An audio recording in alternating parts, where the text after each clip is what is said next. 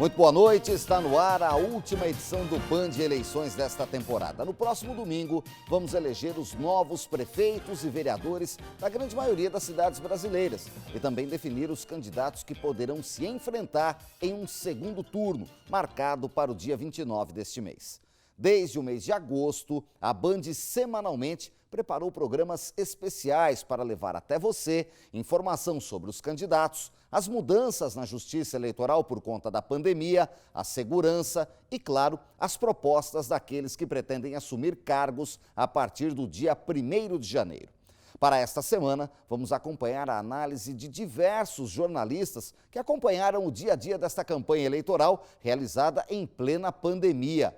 Como foram utilizadas as redes sociais? Os candidatos conseguiram chegar até os eleitores? Quais os maiores desafios para os próximos dirigentes? Bem, antes de chamar o nosso primeiro convidado desta noite, eu lembro que a TV Band Vale, com o apoio do jornal O Vale, realizou 8 debates com os candidatos das principais cidades da região metropolitana.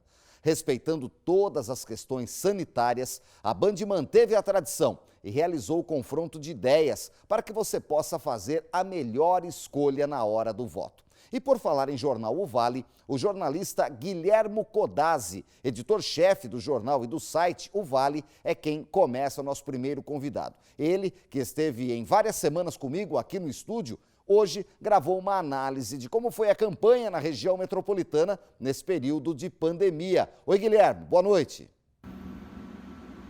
Boa noite, Nicolini, boa noite, pessoal de casa. Pois é, a pandemia do novo coronavírus, a maior crise sanitária dos últimos 100 anos, colocou o mundo de pernas para o ar. Afetou a saúde, a economia e também a política. Aqui no Brasil, onde a pandemia elevou a temperatura do fla-flu ideológico, ela também atingiu diretamente o processo eleitoral. E não foi apenas com a mudança de data das eleições, que serão realizadas agora no dia 15 de novembro, e no caso das cidades com segundo turno, no dia 29 também. A pandemia mudou a forma de fazer campanha.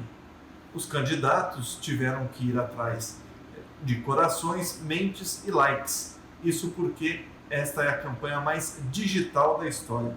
Os candidatos, por conta da restrição da circulação de pessoas, por conta do isolamento social, tiveram que apostar em lives, na comunicação direta, curtidas, compartilhadas, tiveram que apostar muito no ambiente digital para apresentar as suas propostas para o eleitor.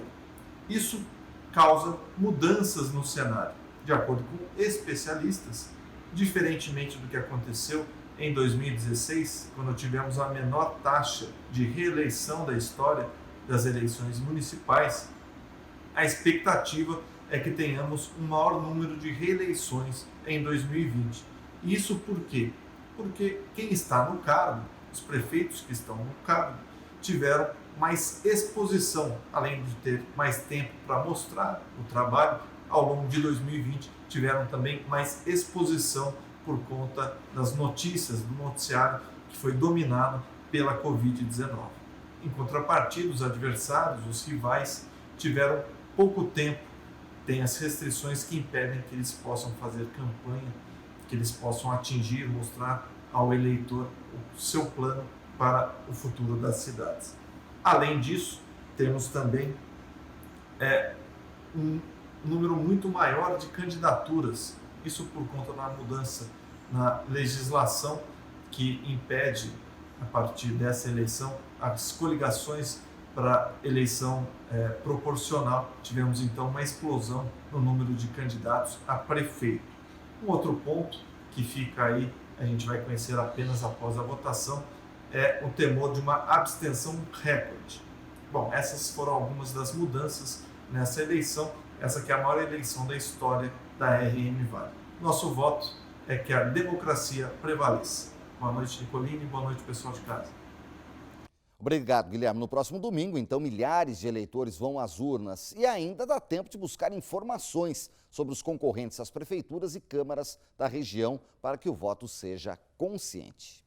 Faltando menos de uma semana para as eleições, fomos às ruas verificar se os eleitores já sabem quem vão votar no próximo dia 15 de novembro para prefeito e vereador. Eu escolhi por ser uma pessoa nova, com planos diferentes, né, novo. A gente sempre procura um candidato honesto, né?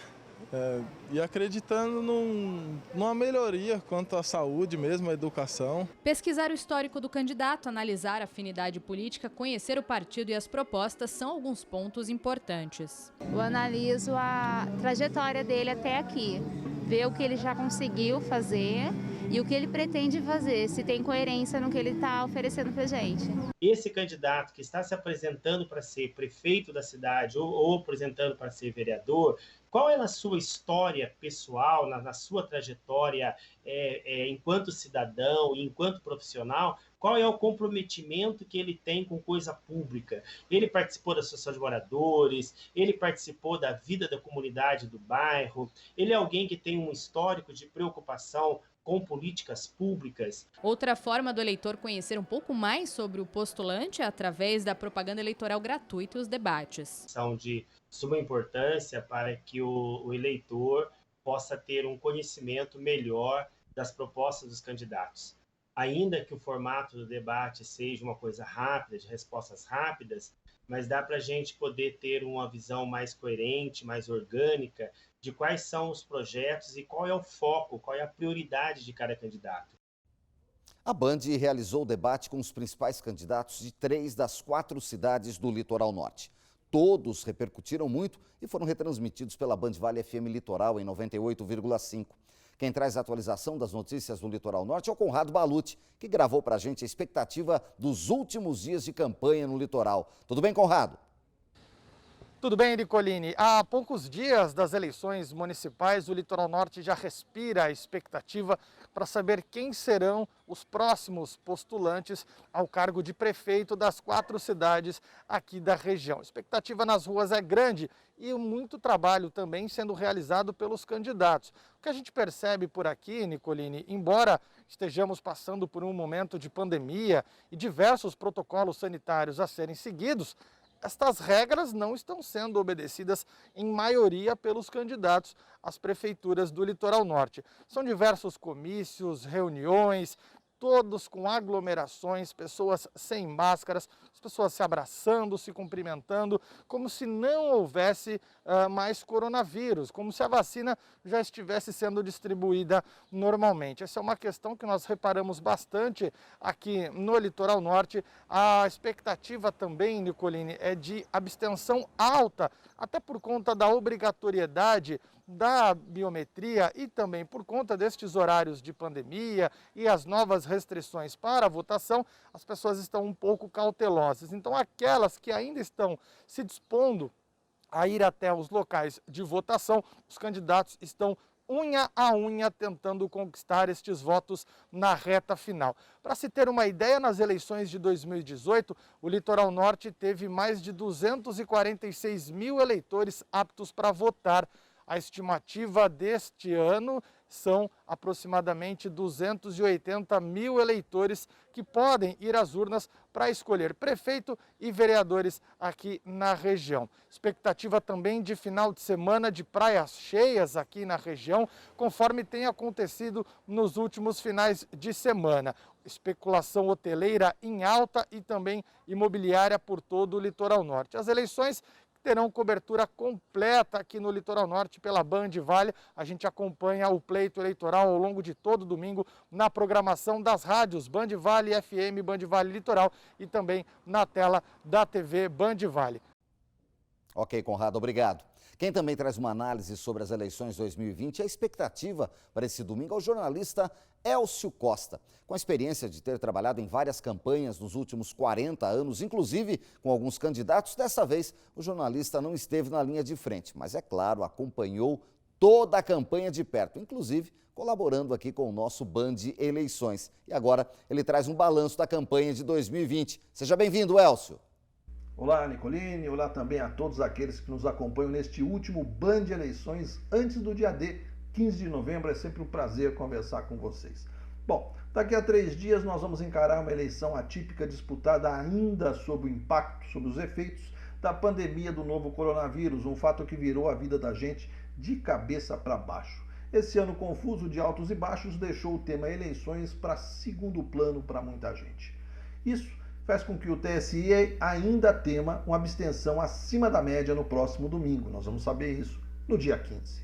Outra coisa que nós vamos também saber no dia 15 é que se o tsunami que varreu as urnas nas eleições gerais de 2018 vai dar as caras agora em 2020. Muita gente boa acredita nisso. Eu, por exemplo, não. Eu acho que eleição municipal é outro patamar. E até agora, as pesquisas de intenção de voto têm mostrado o eleitor com uma tendência a mais para ser conservador em boa parte das cidades.